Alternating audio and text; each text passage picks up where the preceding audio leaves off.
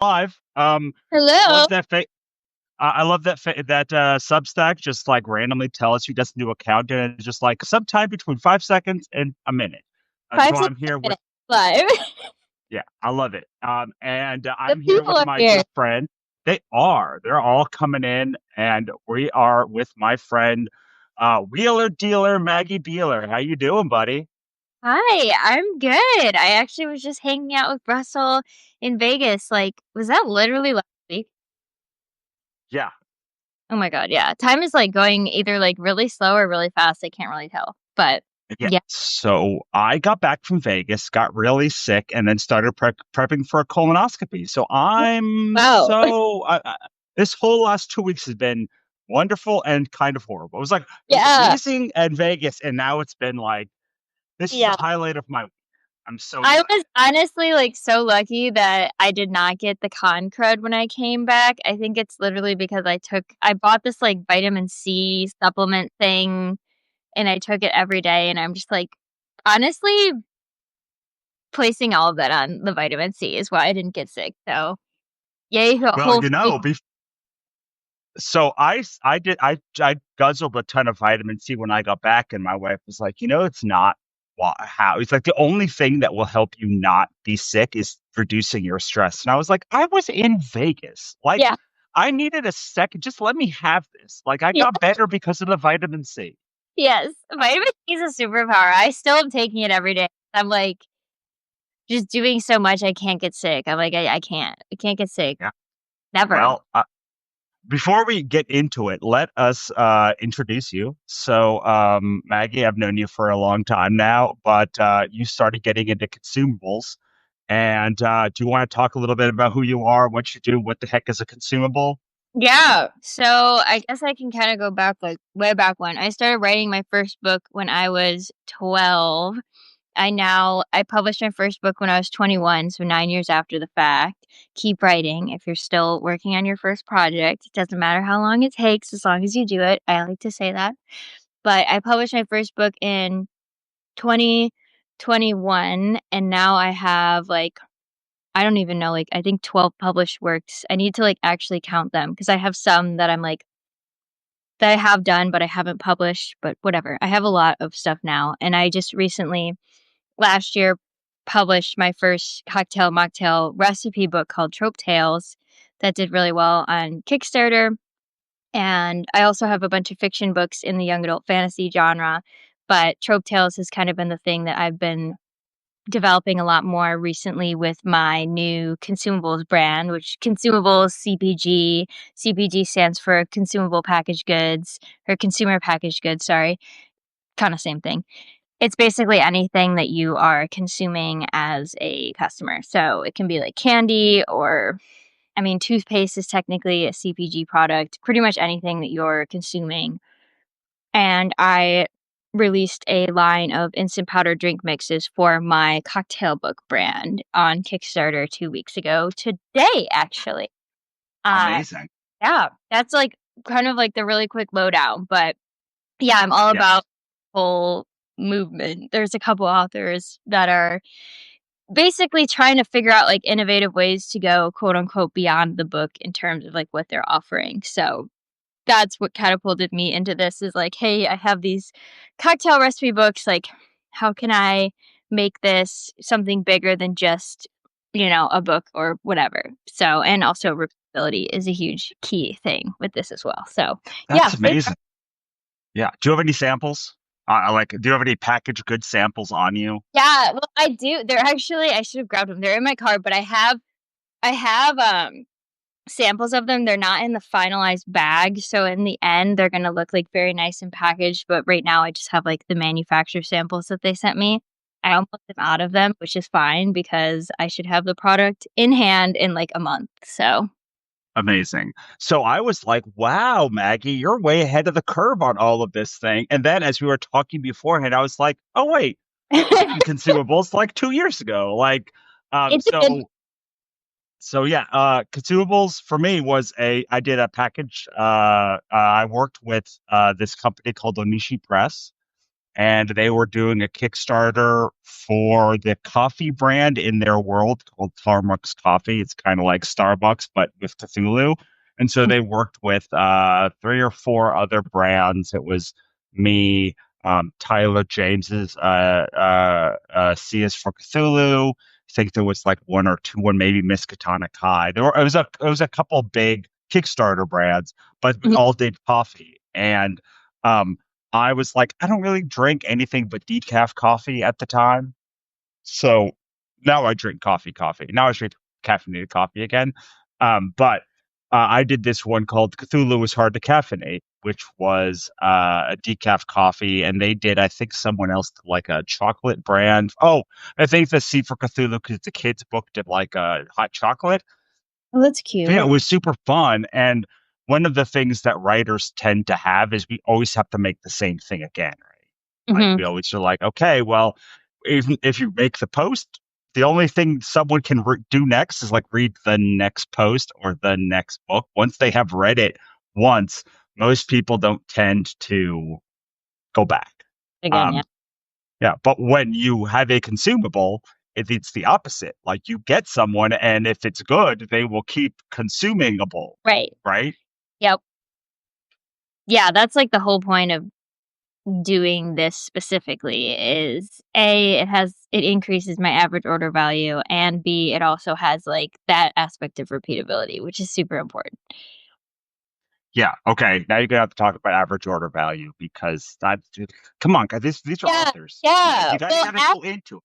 average order value is something that you really need to think about. I think, I mean, everyone needs to think about it, but especially for direct sales too, because when someone is ordering a book on your website, I mean, I see authors pricing their books at $15, which you should not be doing, by the way. Um, my average order value right now for my cocktail book is like 30 bucks. But then with the powder mixes, I can like bundle them, perhaps do like a $50 increase, like $50 average order value would be a lot better than $30. So it's just kind of like Right. bundling. Like I can do not only just sell the book now, but I can sell the powder mixes with it or, what you decide to sell with your book that increases the average order value, which is the goal because customer acquisition costs on average is around like $20. So it's like if your average order value is like $30, you're not making that much. So thinking of innovative Well, ways to increase that. right. Well, especially because you have to make the product and ship the product. So, Yep, like, exactly. yes, you can charge shipping afterwards and tax afterwards, but like, if it's $30 and a book costs $6 to get to you and Right. $10 to ship and the consume, so like you, it's this world of like once you get someone in your ecosystem, you want to keep them in your ecosystem and Yep. you want them to spend money in your ecosystem and you want that person to love your brand so much they talk to Exactly. other people about it. Yes. Yes. So What a great. this is really interesting for Substack because Substack is a platform that is built on subscriptions. And people are always, as writers, saying, how do I get people to buy my writing? And often I'm telling people, well, you don't have to do that. You don't have to, and this is one way. Like I've never actually had someone come on alive and be like, well, here is a way. Someone could buy consumables for me every month Yeah. forever and never. Yeah, like, you can make a subscription model with that too, which is something that I haven't explored, like, right now, but I will be, like, adding that, like, you can do subscription-based thing, like, if someone wanted to, like, buy your coffee every I don't know, like, every quarter, then it's like you set up a subscription model, it's like, "Hey, you pay this one fee upfront, and then I will send you a new bag every 3 or 4 months," whatever. Right. I mean, this is the Amazon model for subscribe and save, right? Like every X amount of months I get pills. Like I have to take a billion pills every day, just like because I'm 40 and the older I get, the more pills I have to take. Yeah. And so every time, so it's like, yes, I love this weird doll, but I bought it one time ever. Right. And this pill may have cost the same amount for the first time I bought it, but every time I consumable it, I have to get no more. Yeah. Yeah. Yeah. So can you take us through, hey, why did you pick? Well, tell us about the Trope Tales brand because I Yeah. think it's really interesting. Like I knew you as like this like very peppy YA fantasy author, and Yes. then one day you had this Yeah. whole other world. So can you talk about trope tales, Yeah. and then how you thought about consumables? And it's a really interesting story how you actually got to this point. So can you just take us Yeah. through actually how Yeah. that went?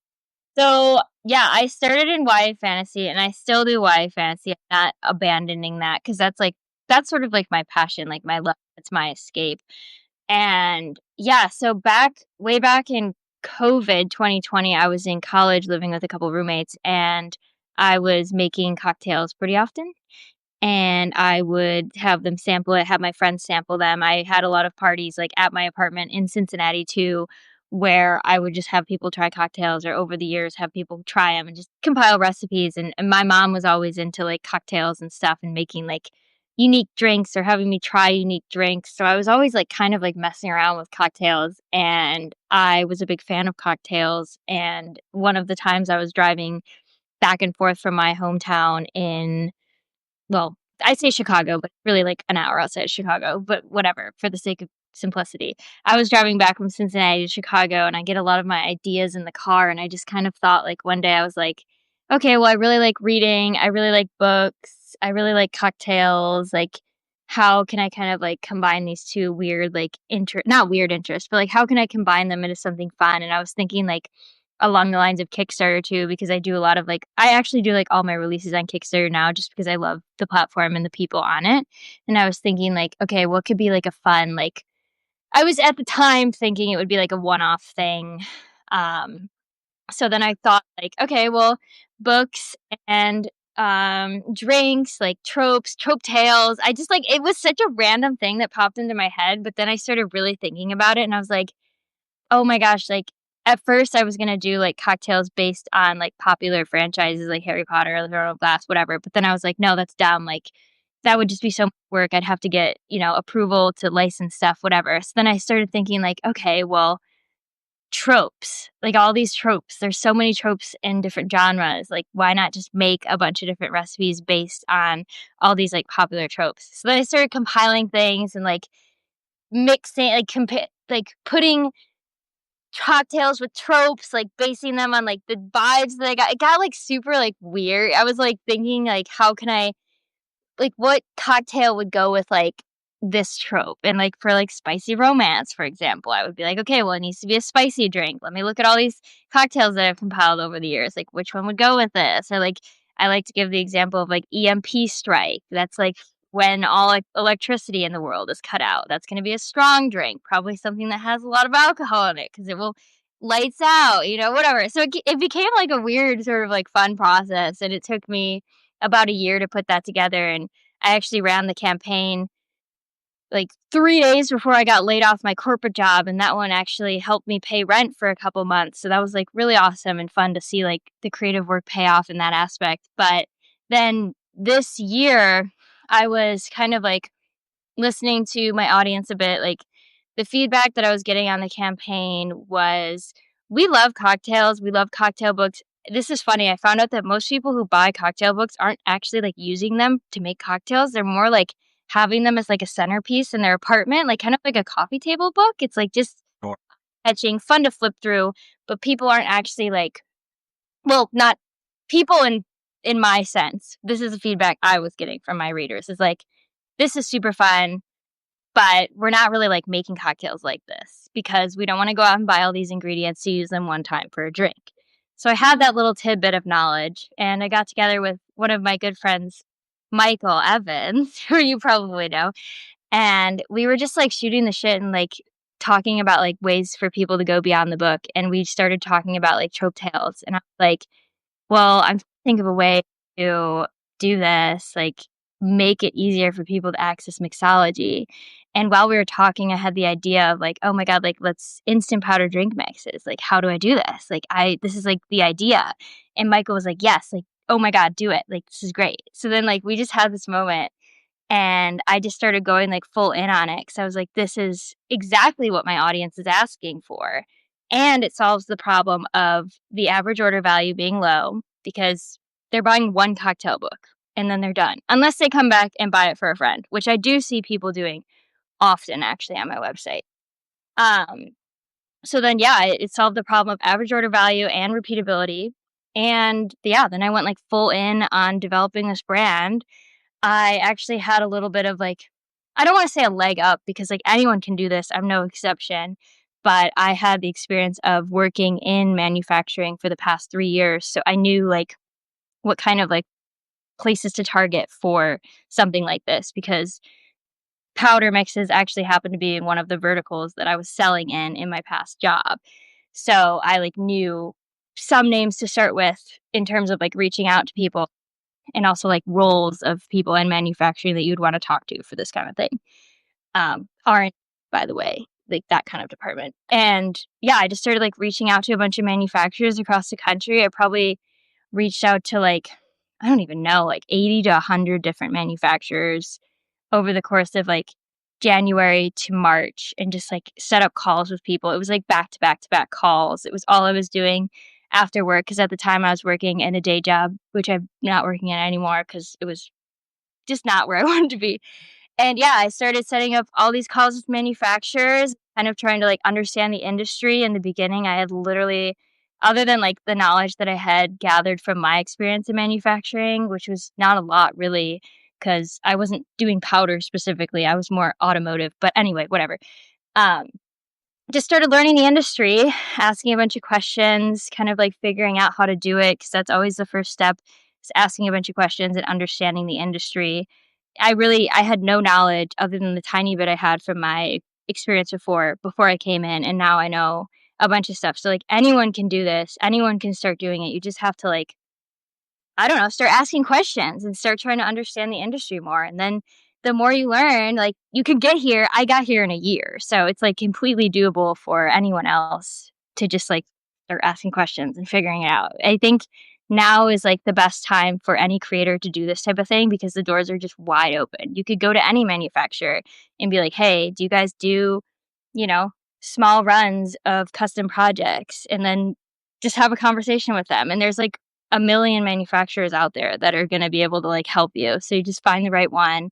I even went through a failed partnership with a manufacturer, but that opened a better door for me. So it's just there's so much to like unpack in that space. Sure. It's Well, so much, I'm going to be like Maggie. How are we doing the project together? I'm not going yeah, to do any of those things. I'm just going to come straight to you. But it's like, so fun. I love it. I honestly like the contacting the manufacturers and like learning all that stuff and like it was just so insightful and just like there's just so many options and like obviously never go for the first offer either because I had a company that was like, "Yeah, we'll work with you on a formula and we'll do this for like 20 grand is like standard minimum." And I was like, "Hell no." Like, no. And you can always find another way around. Like I just 20 grand a new like startup person is just like a lot. So I yeah, obviously found a different way and I have a better manufacturer now, but there's just so many options and so many different ways to go about it. It's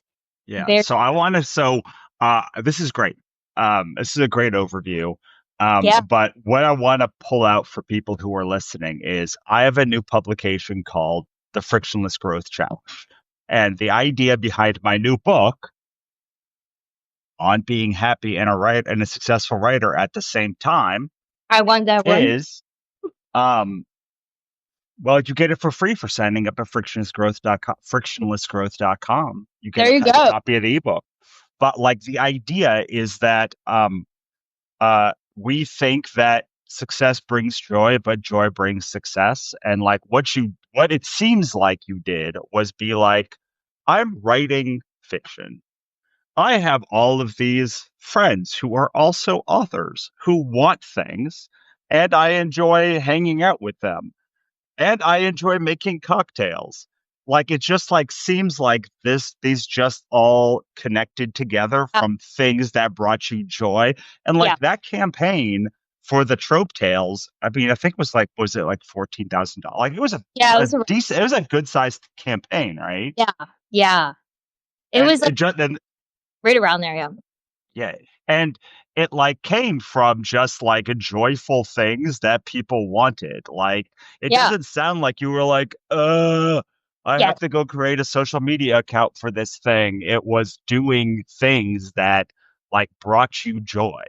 Yeah. And then you took another thing that brought you joy, which was like working with consumables and doing Yep. these things that you enjoyed doing. And you were like, I could probably go learn about this stuff. And instead of being like, I have to go learn about, I don't know, how to scale I'm going to keep picking Yeah. on social media account to a million No, things it and is having bad. virality. You were like, I want to learn about this thing that I like and know a little bit about and become an expert on. And it just were these connections that kept forming that you were able to build and build naturally.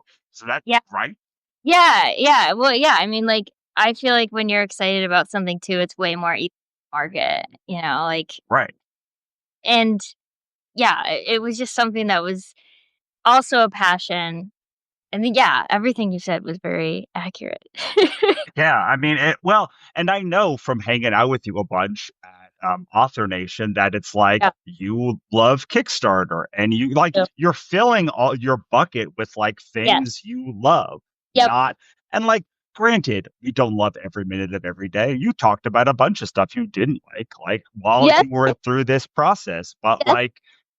like you're not I don't know, dressing up as Snoopy on a street corner because you don't like Yeah. that part. No. You like do like you were Right. talking about I actually enjoy trying to increase order value. So like the things that you've had Yeah. that had value came naturally. Yeah. Well, and just, like, building on what you already have that's working too. It's, like, the easiest way to, like, go about it. It's like, okay, well, clearly the Trope Tales brand was working and there was interest, so it only made sense to be like, "Okay, how can I, like, develop this further?" And then, satisfy a different audience because there's, like, the books are obviously, like, the core audience, but then, like, the powder mixes are a completely new audience in a sense because Right. you can capture people who are interested in just, like, drink mixes and cocktails and then, like, bring them in, be like, "I not only have the powder mixes, but I also have these, like, books in the brand too." And then, "Oh, if you like books like that too, like, I also have young adult fantasy books." And, like, the powder mixes can also be, like, genre specific too, because it's like, "Oh, you like the fantasy powder mix? Well, these are fantasy books you can read with it." It's just, like, kind of, like, all encompassing and, like, bringing the brand almost, like, full circle. Right. Well, then on top of that, you can be like, okay, Russell, you want to do a consumable product. Like, I can help you with that. I enjoy doing that. Like, do we Mhm. do that as a partnership together? Do we do this as I'm just contracting out to you and like helping you do this Yeah, thing and making money? Like, it's just like it's this natural value yeah, ladder that ascends and allows you to do this stuff. And we spend so much time being like, oh, look at this. I actually wrote this today. Like, people are always talking about breaking through brick walls, right? But, like, how often do we break through brick walls in our actual daily life? yep, Like, when we go to a wall that is we don't find a sledgehammer, we, like, right, find a door or, right, like, alley or some way around that right, thing or through it. We right. knock somewhere, we call somebody, like, we're not sledgehammering stuff, but, like, in our business, we're supposed to be doing that. Yeah. Alright, so somebody asked how oh god, see, this is why it's so annoying.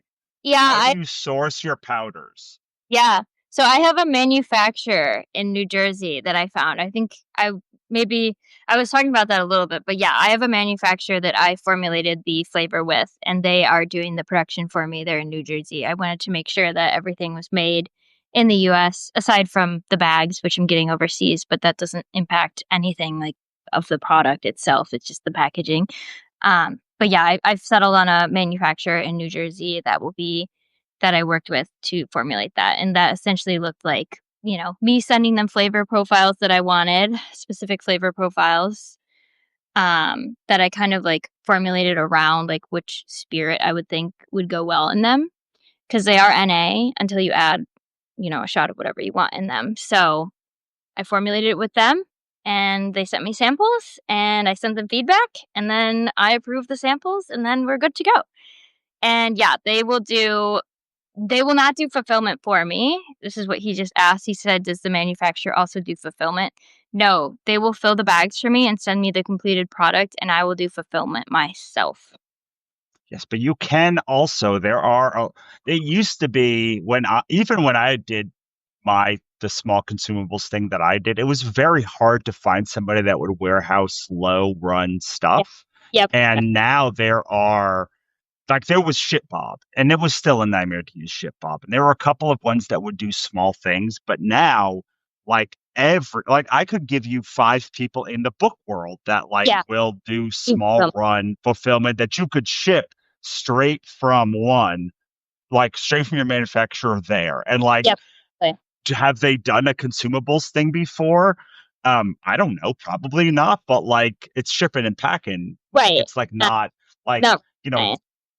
these are not pharmaceuticals. Like Yeah. you're probably they're prepackaged. And especially if you're going to do let's say you do a Shopify store and or you do a Kickstarter, like you're going to probably have a book and consumables like together. So, and then if you definitely want to take that into a Shopify store, like at some point you're going to want to untether that from you, I assume. Yeah, yeah, that is definitely the plan, and it is something I'm thinking about right now because my initial order of the powders will be around 1,500 units, so I don't know how that's going to work with my less than 700 square foot apartment, so we will see. But I'm always on the page of, like, I'm gonna figure it out, it's gonna work out, we'll be okay, like, it's Sure. gonna be okay. Well, I I have a guy and a girl who can help you do Yeah, that. I Like, also have a guy who said he would be happy to house some of the powders in his warehouse. So I'm not worried about it, but I probably will I yeah, I might have like yeah, I don't know. It's gonna be interesting. I'm gonna have to decide that pretty soon. It's like I it's on the list of things to do. It's like, okay, where are we gonna send 1,500 powder bags to? Because yeah. I had Well, 500 in my apartment one time, and that took up space. That's for sure. yeah, I think that probably 1,500 packets of powder is less than 500 books, but Well, like no, I don't the books were, like, this thin because they were the cocktail books, so they were only, like, gotcha. 125 pages, etcetera, so, yeah, I don't know, and the bags are about 10 ounces, so they're probably, like, about the size of, like, your standard coffee bag, so they're yeah, I don't know. I think yeah, Yeah. it's a problem for a couple days from now. Sure, sure. All right. So, do you subscribe to USPS mailing service or something, or Topa Toko? No, I don't know what that one is. I just use Pirate Ship for everything, and honestly, the Pirate Ship is pretty affordable for shipping. Same.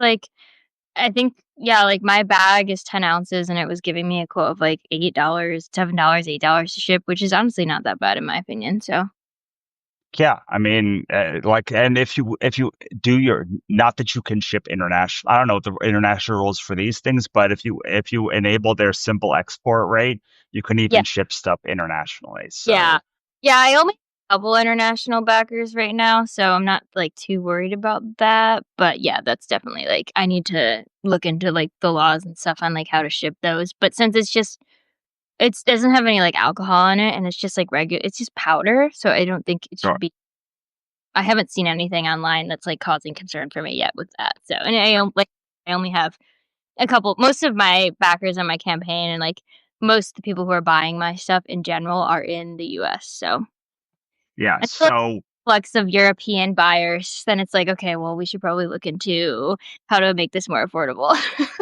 well, can we talk about the money part, speaking of affordability, for a minute? Because I'm sure a lot of people are like 1,500 units. This is going to cost me like a fortune. But like, I was shocked at how reasonable like doing something like this is if you have the right manufacturer and the right thing. And like, I don't Yeah. think like you have a Kickstarter right now. So like, relatively easy to figure out what your overall cost Yep. for this product is. But can you go a little bit Yeah. more Yeah. into that?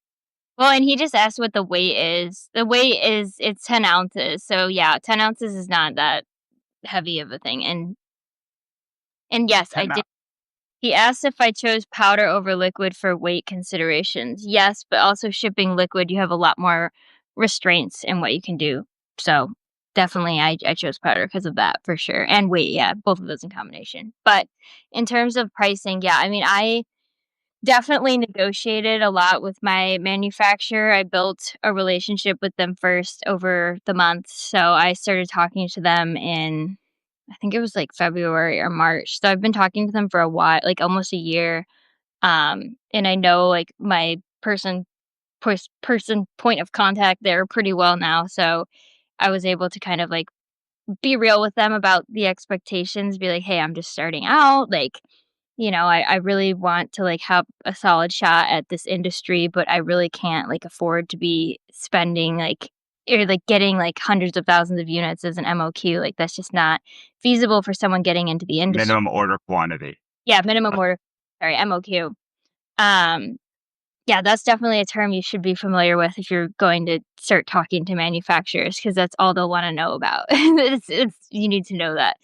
Um, but yeah, I negotiated a lot with them and I got my bag price down to around like $5 a bag, like all in with the bag and the powder. And I need to ask them about the shipping, but I can't imagine the shipping is going to like raise it by that much from them to me.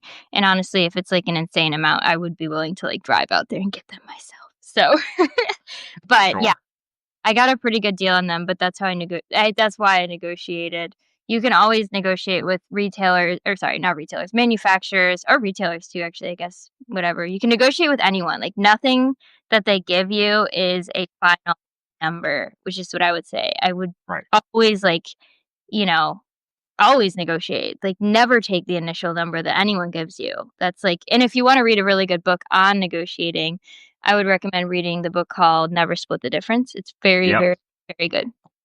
He also has a very good master class on master class if you take Probably. master class. He Yeah, does. I've taken it. It's great. I need to see that. I haven't seen it yet. I really like his book, so I've read it a couple times. Yeah, that's a good Yeah. one. It's all over that. So Again, it's been a while. I read it in my sales classes in college. what I would say is having worked with manufacturers a lot, but not in consumables, is like they're interested in what the relationship looks like in like 2 years. Yep, Like exactly. they do not care about this order. Like they might be losing money on this order for all Yep, I know because they're like, okay, like what am I like this person seems okay, so I at Author Nation, my friend was like, VC is not about the thing you think. It's not about the product, it's about the story you tell. And yep, so like working with manufacturers is often the same way. Like they're like, okay, who are you?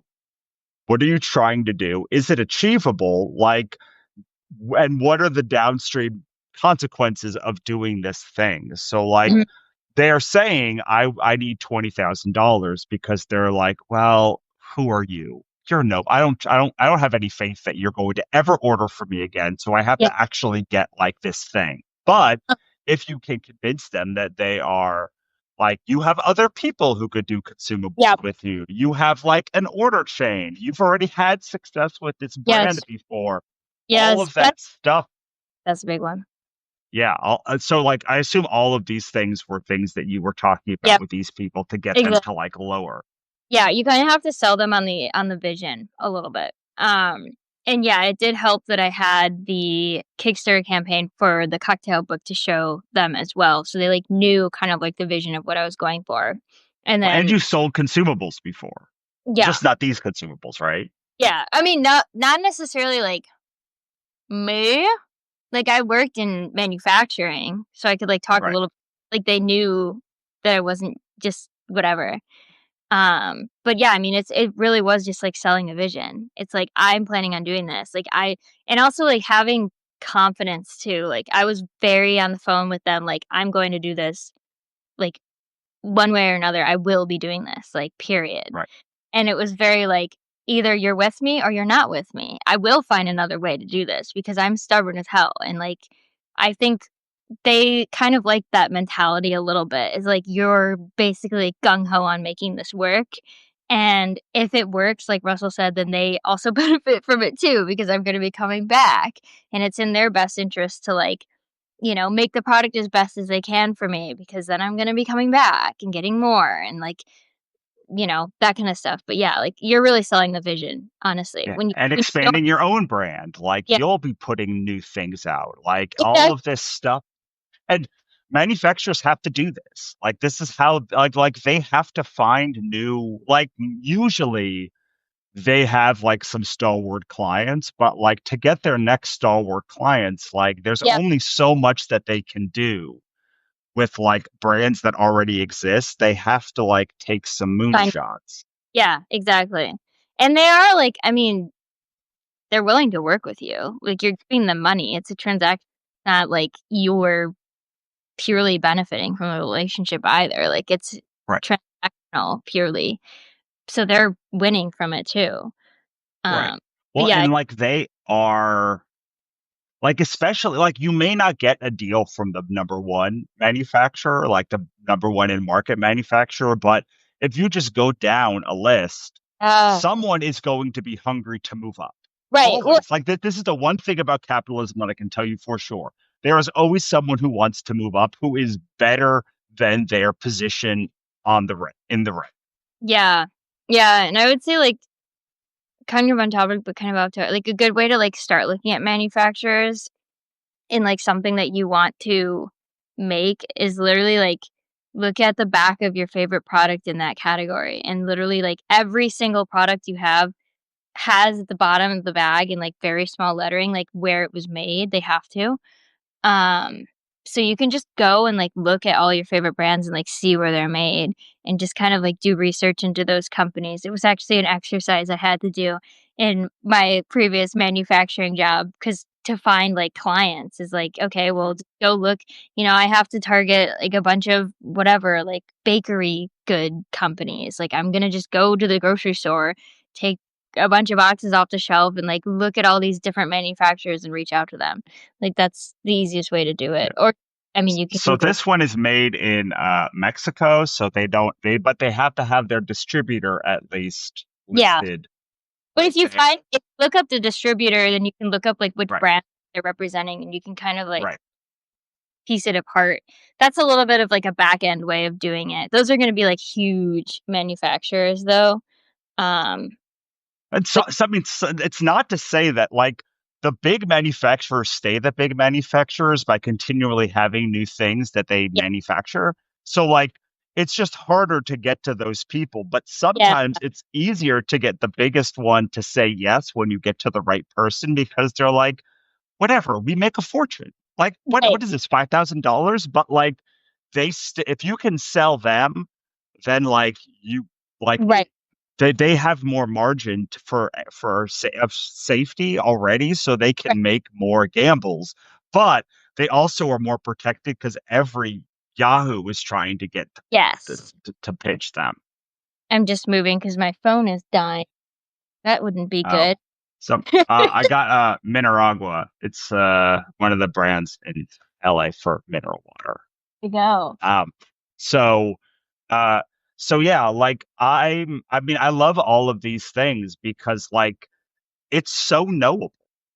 It's Yeah, like, and people don't know that it's knowable, but like literally every person could pick up every product that they use every day and yep, make a list and be like, well, these five are made, my five favorite ones are all made by the same. And like what you will find is yep, often all yes. of your favorites are made by the same manufacturer. White labeling, yep, it's very, very, very common.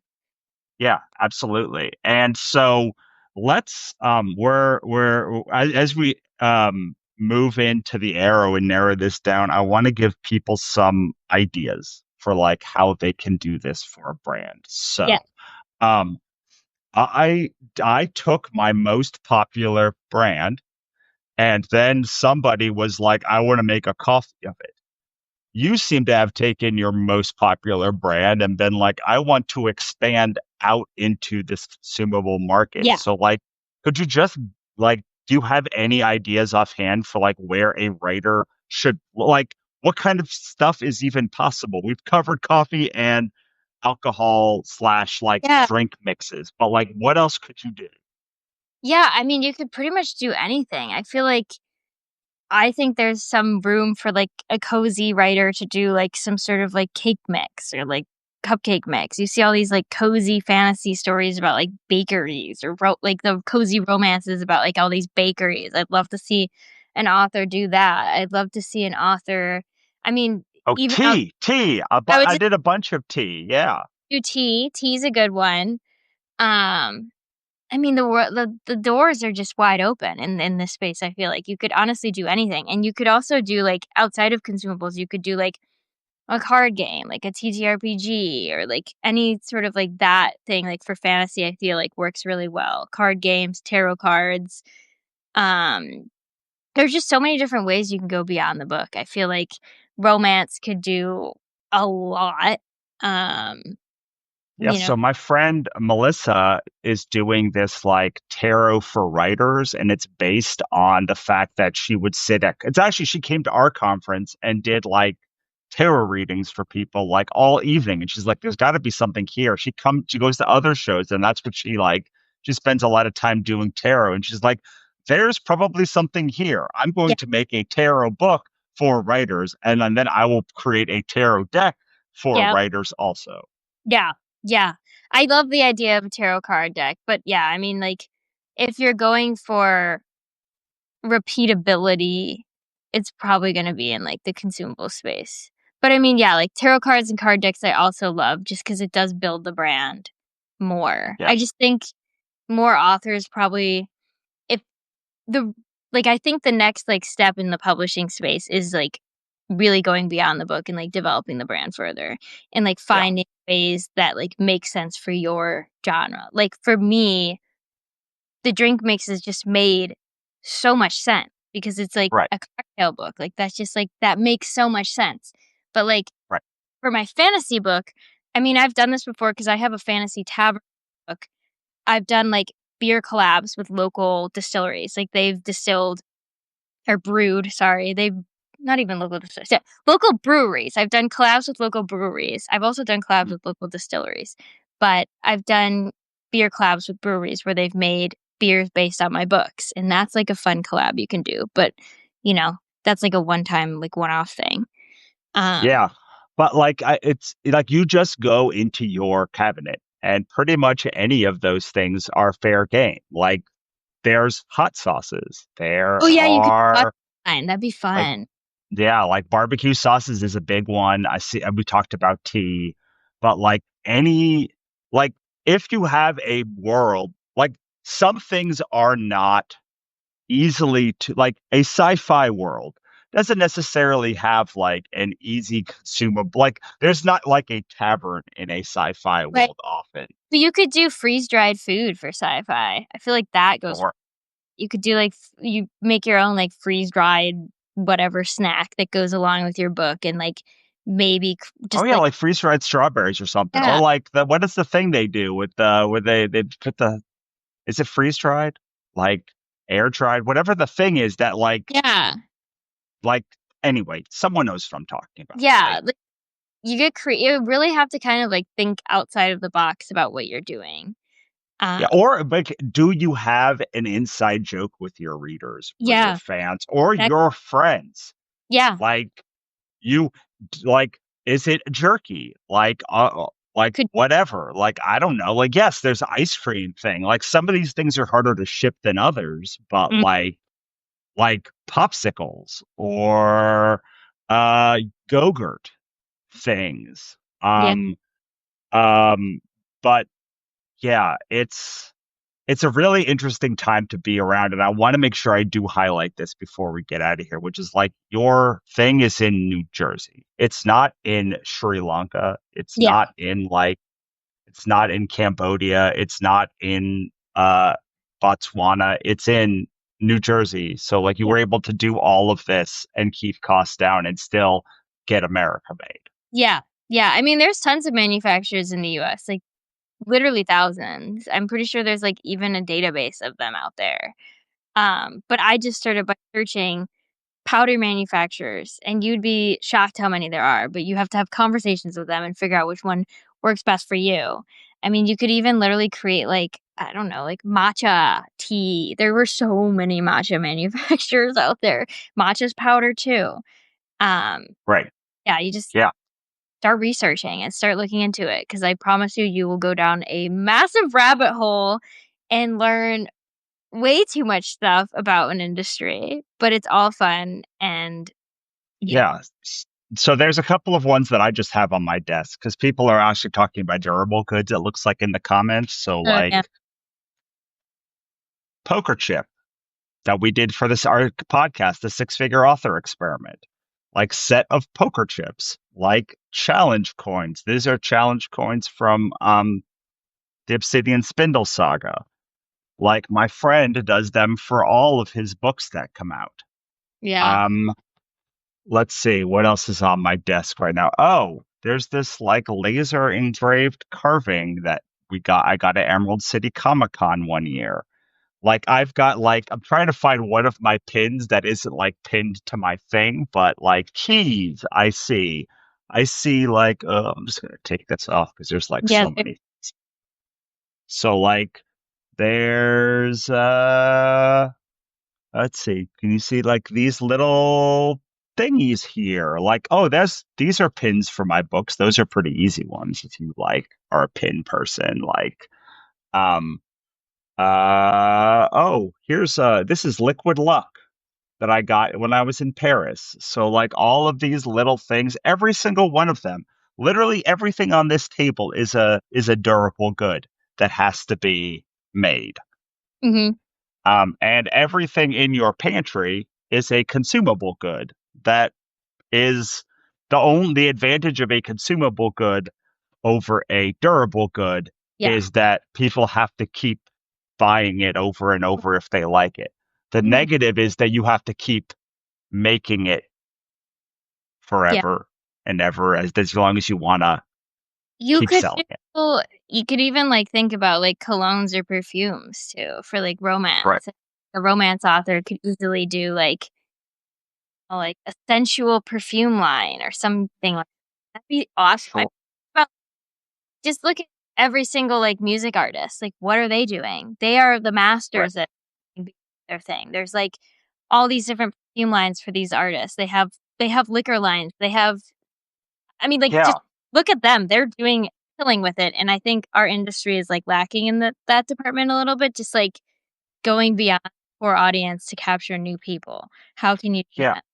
The My musicians core au friend, their listeners, but then I buy Ariana Grande's perfume because it smells good, and then I'm like, "Okay, well, I also like her music now, I guess, too, because I like her perfume." Like, that's a great example of that too. yeah, my friend did Makeup. lipstick or Yeah. rouge or like one thing. Like there's probably something that you love that you don't like maybe your audience also loves Yeah. that you could make. And then some percent of them would buy it from you, Yep. and that would be a consumable that Yep. then suddenly you have a subscription. Yeah, because lipstick, perfume, and all those things are also part of the CPG category as well, and that's also something that has repeatability. Like, if someone really likes a lipstick, they're gonna buy it again. I think a romance author I mean, there's just so many things you can do with, like, the romance genre in general, like, some that are, like, inappropriate probably to say on the camera, like, Yeah. "Oh I my see god, chocolate. I see chocolate too down there. It looks like someone said chocolate you chocolate. do." So like yeah, like all of I would say think of things that can be easily shipped. Like Yeah. around without like melting or cracking open or Yep. something for your first thing.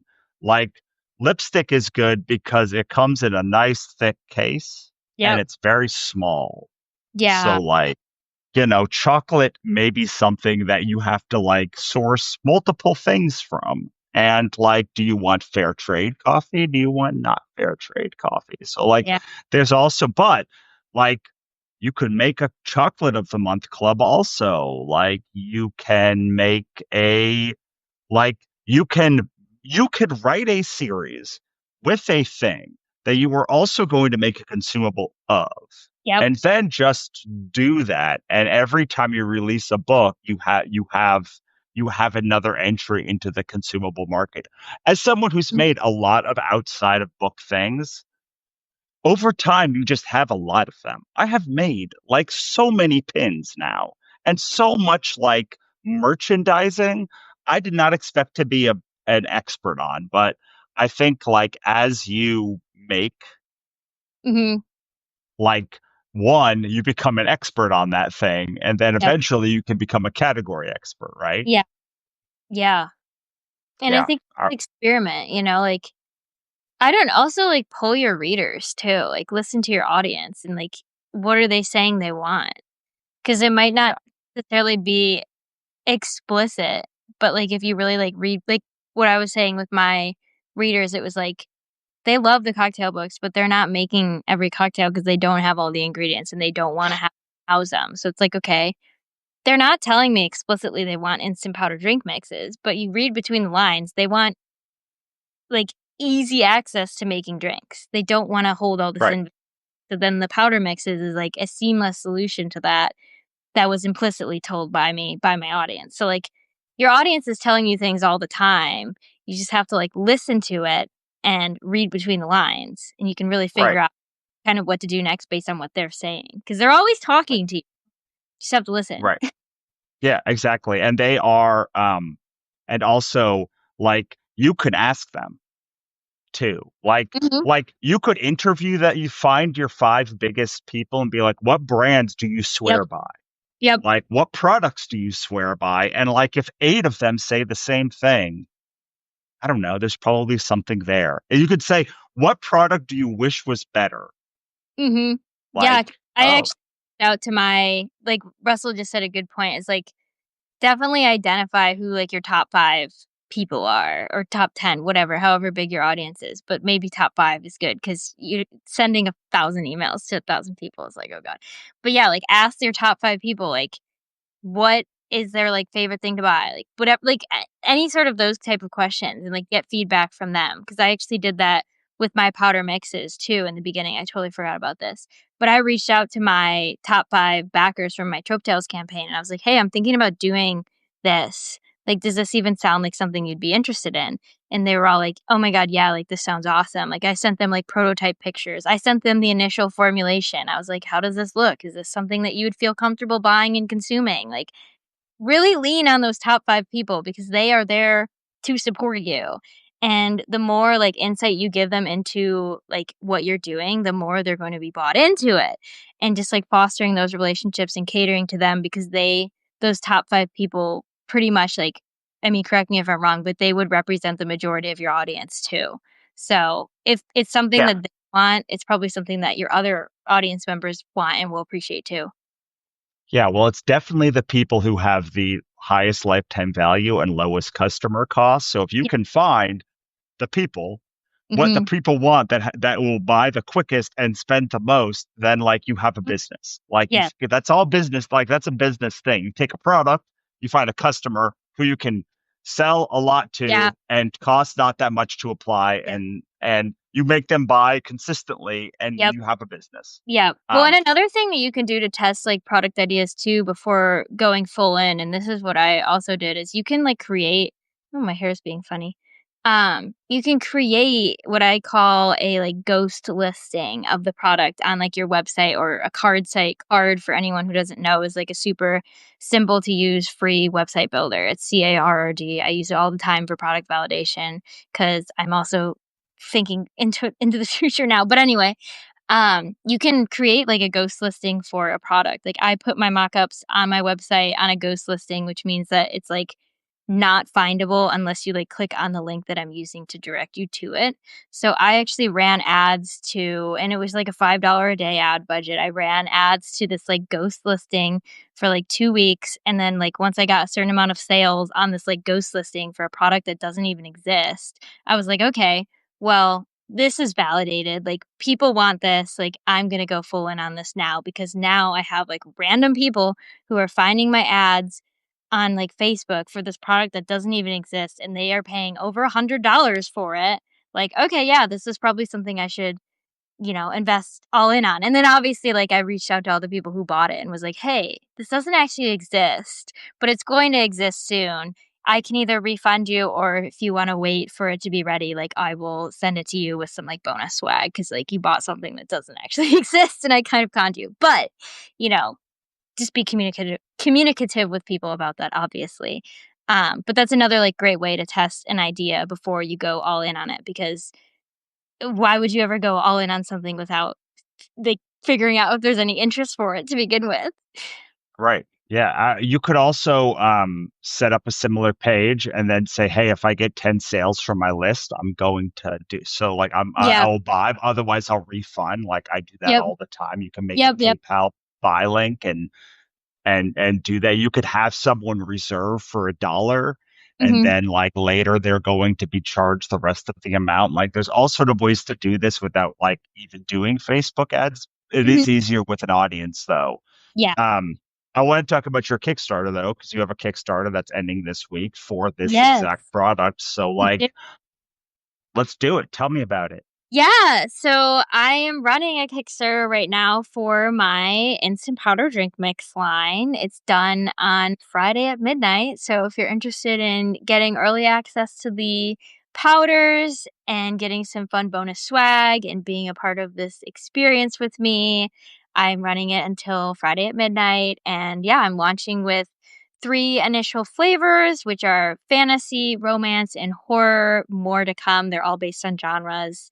The horror flavor is cherry orange, romance is strawberry lavender, and fantasy is coconut mango. I have reasons why the flavors are all of them. Fantasy, I mean, I can go into that, but whatever. It's like all over the place. But yeah, I'm running a Kickstarter until Friday and it's super exciting. We are completely funded and we are about $200 away from our second stretch goal. So, yay. Well, now I'm trying to find the link, guys. Trying Amazing. to find the link for you. Yeah, I emailed it to you. Um, but yeah, Russell will drop the link in here and y'all can check her out. Some pretty fun stuff on there. But yeah, it's a Well, really fun. I'm just gonna show the actual page. So Oh that yeah, I yeah, can like see this is the page. yeah. Oh, It says Trope Tales, genre inspired instant drink mixes. yep. Would be so much easier if I could do this not on my phone, but like you can No, see, I was this so is the so they're how many super drinks cute. does this make? Yeah, so each bag is 10 ounces, which holds about 35 servings, and that means Not 35 different drinks. right. You can mix and match these, I assume. Yeah, I mean, I have had people who were like, "I wanna mix the romance one with the horror one," and I was like, "Go for it," you know? Like, that's the best part about mixology and everything is that you can kind of do whatever you want. Like, if you buy all 3 bags and you wanna mix them all together and see what happens, like, let me know how it tastes. Oh, this is the link. It's kickstarter.com slash. I'm not going to go through all this stuff, but like it's easier to just go to kickstarter.com and type Trope Tales. There's Yeah, if only you type one live one. yeah, I can just put the how to spell it in well, my phone's not working. Okay. Oh, there we So you go. see, the nice thing about books is you can make books too. So you Yeah. can make so you could do a sample set, like single use ones. Yeah, the sample sets are interesting because 'cause I'm actually pouring those myself because I don't have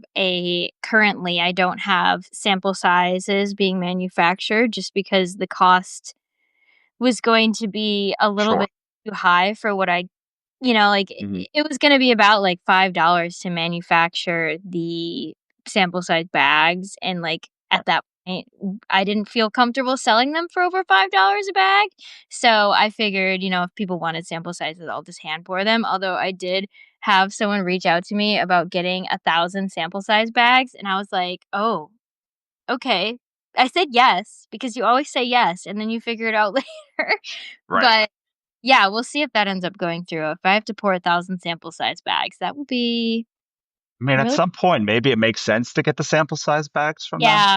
Yeah, I think, like, Um, the quantities on that were, it didn't make sense in the beginning, but that will be, like, a growing pain moment for me down the line when I become a multimillionaire selling all these bags, then I can be right. like, now it's probably about time to invest in getting some, like, sample sizes going.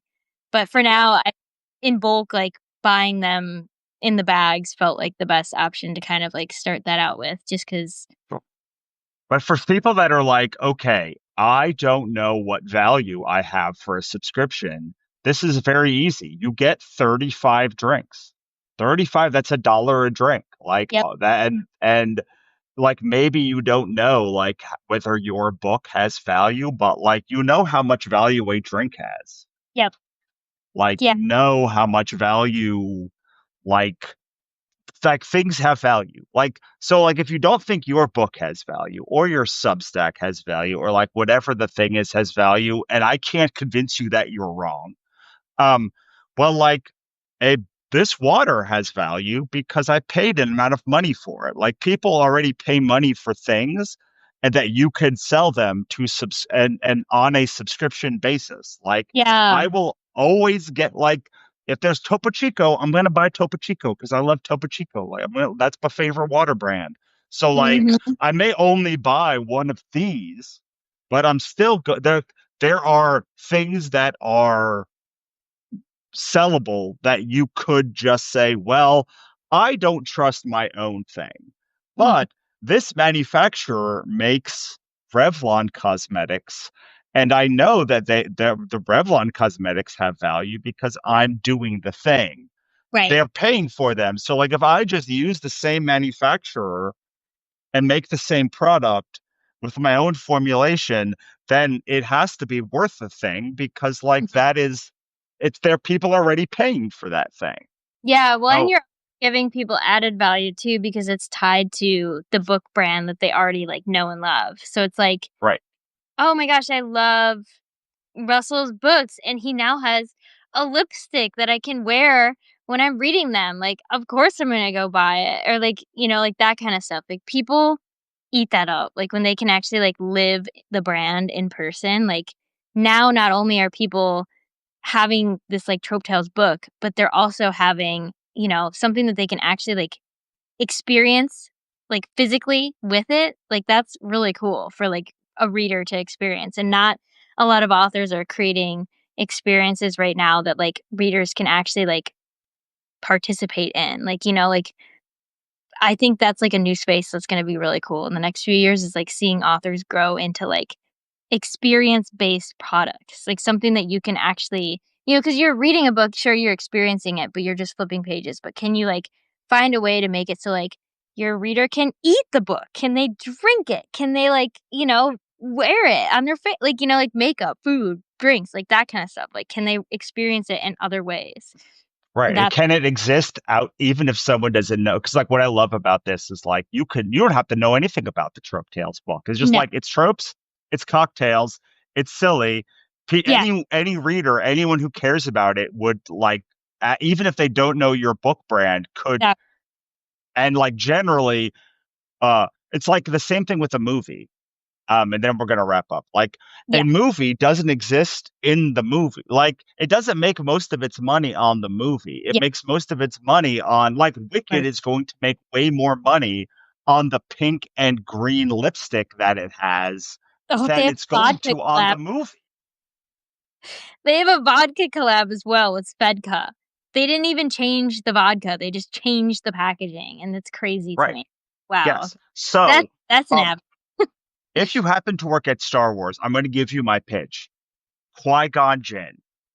Yeah, honest to God, it's so smart. It's so smart, there's so much you can do. Okay, so Or like a like, is there a road place reader. that someone can buy it if they're watching this after like after the Kickstarter is done, or where should Oh, they yeah. go after the Kickstarter? So, it will be available for then pre-order on my website, tropetales.com, after the Kickstarter is done. Kickstarter people are getting first access to everything. Retailers will probably get second access, and then it will go on to consumers. So if you want the product before anyone else, the Kickstarter is live now, but it will be live again on my website after the campaign for pre-order at tropetails.com, like tropes and then cocktails, trope tales. So yeah. Such a great brand. Okay, Maggie, Thank any final words before we let you go? Yeah, thank you guys. I mean, just think big. Nothing is impossible. We live in a time where literally every single door is open or can be opened with a knock. You should 100% take advantage of it and never think anything is too big to, you know, pursue because you can literally do anything. I did this within a year. Like, this is something that you and I could have released this, like, way sooner. I had this ready in, like, June. So, like, 4 months of production and producing this thing. It's like you can do literally anything. Like, if your mind has an idea, you can find a manufacturer to do it without, like, really much legwork, just searching online or going to Alibaba. Alibaba's a great resource, by the way, which I didn't bring up before, but it's just basically a manufacturer marketplace. So post a listing on Alibaba, be like, this is what I want to do. You're going to have like 1,000 manufacturers reach out to you. Be prepared to be overwhelmed. But yeah, the doors are open. So just think big and don't let anyone tell you that you can't do it because you I'm definitely can. amazing. I love it. I'm not going to find manufacturers. I already have a Maggie. But for you, if you don't have a Maggie, great advice. All Yes. right. All right. Bye, everyone. Bye.